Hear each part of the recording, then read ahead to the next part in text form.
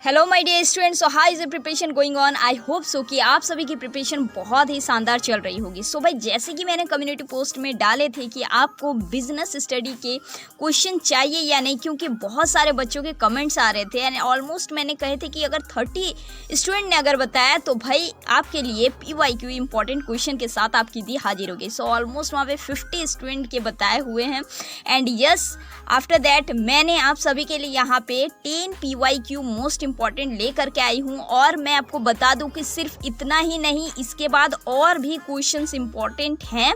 सो अगर आप सभी ने इस वीडियो को बहुत ज़्यादा शेयर किया और बहुत सारे अगर स्टूडेंटों को अगर नीड अगर हुई, ऑलमोस्ट मैं यहाँ पे सिर्फ और सिर्फ 15 to 20 अगर स्टूडेंट ने भी अगर कमेंट अगर करे कि यस दी इसके अलावा भी मुझे और भी क्वेश्चंस चाहिए, तो मैं आप सभी के लिए फिर से मेहनत करके अगेन 10 क्वेश्चंस भी ला दूंगी। ओके, सो आज की इस वीडियो में हम लोग सबसे पहले 10 PYQ को यहाँ पे करने वाले हैं एंड यस, आपको यहाँ पे इंपॉर्टेंट क्वेश्चंस मिलने वाले हैं। किस तरीके से क्वेश्चंस को आपको समझना है, सिर्फ क्वेश्चंस को पढ़ने से नहीं होगा। मैं आपको यहाँ पे जो जो चीज़ें बताऊंगी वो सारे पॉइंट को आपको ध्यान में रख के अपने प्रिपरेशन को अभी करने हैं। आपको पता है कि अभी टाइम आपके पास बहुत ही कम है, इसीलिए इंपॉर्टेंट चीज़ों पे ज़्यादा फोकस करें। जो भी इस वीडियो पे नए आए हो, जो इस चैनल पे नए आए हो, सबसे पहले आप यहाँ पे सब्सक्राइब कर लो, साथ ही साथ आप लोग अपने फ्रेंड तक शेयर कर दो, क्योंकि मैं यहाँ पे आपको CBSE के सारे लेटेस्ट अपडेट बताती हूँ। साथ ही साथ हम लोग यहाँ पे compartment exam and board exam 2025 का भी प्रिपरेशन करने वाले हैं।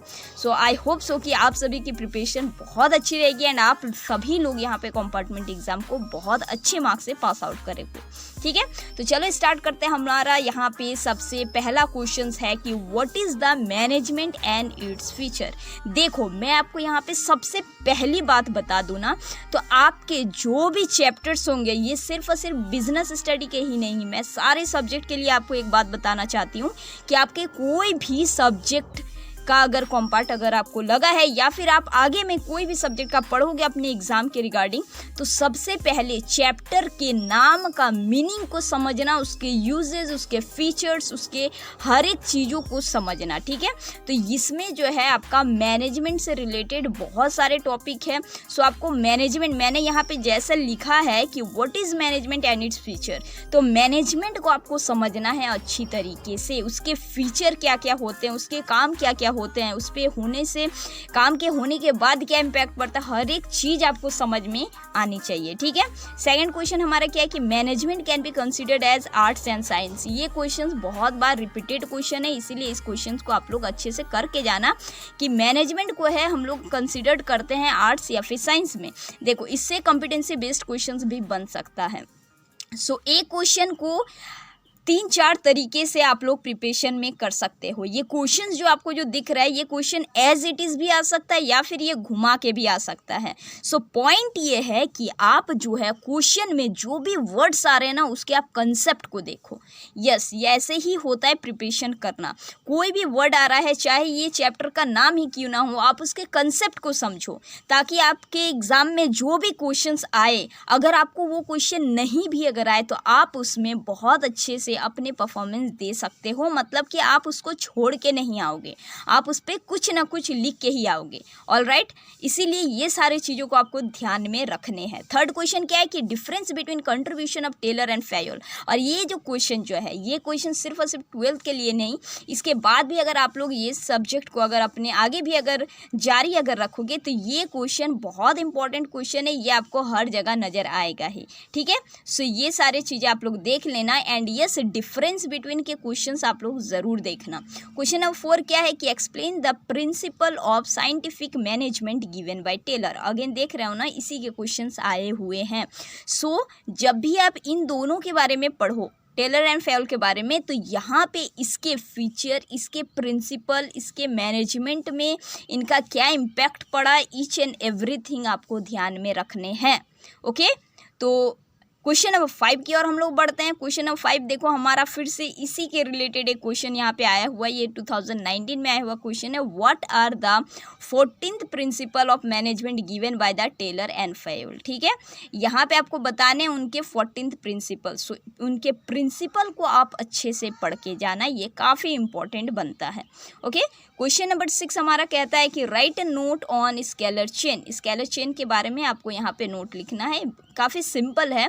सो बस ये पॉइंट को आपको पढ़ लेने हैं, इनके कंसेप्ट को थोड़ी सी जान लेनी है, बाकी आपको अपने लैंग्वेज में भी आप लिख सकते हो, कोई इशू नहीं है, ठीक है। क्वेश्चन नंबर 7 क्या है कि what is demonetisation and its positive and negative impact on economy. देख रहे हो ना, इसी तरीके से क्वेश्चंस आते हैं कि डीमोनेटाइजेशन जो है इट्स पॉजिटिव एंड नेगेटिव, इसका पॉजिटिव और नेगेटिव इम्पैक्ट क्या पड़ा इकोनॉमी में, ये चीज़ आपको बताना है, ठीक है। एक तरीके से इसके एडवांटेज डिसएडवांटेज ही आप लोग समझ जाओ कि इकोनॉमी पे क्या प्रभाव पड़ा, क्या इम्पैक्ट पड़ा, ये चीज़ें आपको बतानी है।